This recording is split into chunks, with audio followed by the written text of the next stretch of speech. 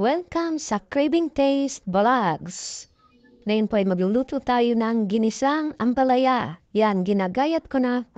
Ganyan po, paggayat natin sa ampalaya para mas madali at mas magandang lutuin.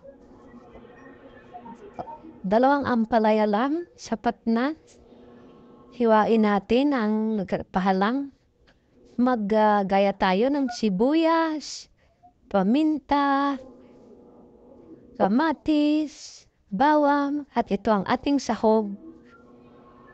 Ang daing binalatan ko at tinanggalan ko ng tinik para mas maganda ang hindi tayo matinik yan. At ginayat ko rin siya.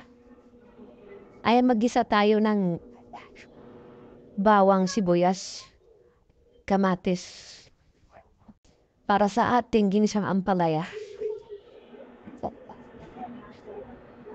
At saka natin nilalagay at medyo lulutuin. Piprituhin ang daing para mas mabango.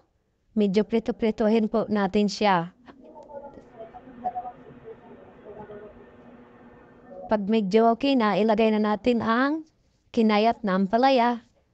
Ilagay na yung paminta, magic sarap, nor cubes, asin. Yan, ihalo lang natin ang ihalo. At wag na muna natin lagyan ng sabaw. Ilagay na ang sili, pula at green. Tsaka tayo maglalagay ngayon ng itlog. Pag medyo okay na yung ampalaya, medyo luto na. Yan, nilagay na natin ang itlog. Ikalap na natin ang itlog. Ayan.